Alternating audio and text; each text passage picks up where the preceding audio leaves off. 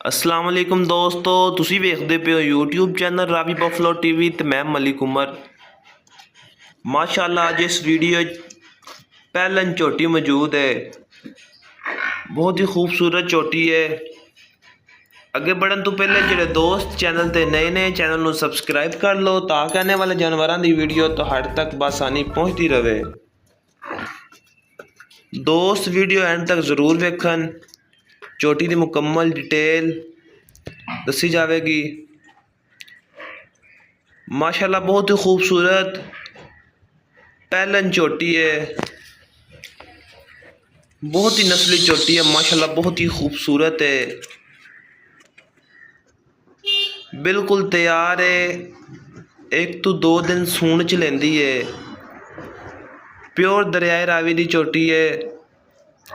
माशाल्लाह झोटी की खूबसूरती चेक करो, झोटी का लिबास चेक करो, झोटी का थन चेक करो।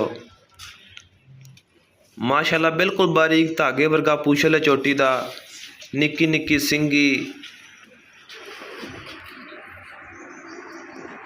प्योर दरियाए रावी की झोटी है। झोटी की फाइनल कीमत 3,60,000। जेडे भाई ने झोटी पसंद होवे राबता कर सकता है। राबता नंबर 0309 1999 787। ये झोटी इस टाइम मलक डेयरी फार्म शहर सैयदवाला तहसील और जिला ननकाना साहब मौजूद है। जो भाई नू पसंद होवे राबता कर सकता है। माशाल्लाह बहुत ही खूबसूरत झोटी है।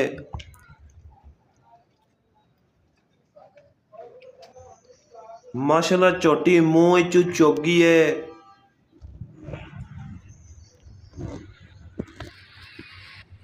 माशाल्लाह बिल्कुल बारीक सिंग,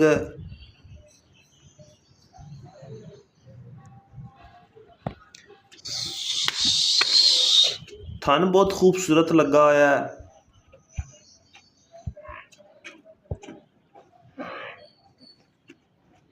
जेडे भाई ने झोटी पसंद होवे राबता कर सकता है। राबता नंबर 0309 1999 787। शुक्रिया।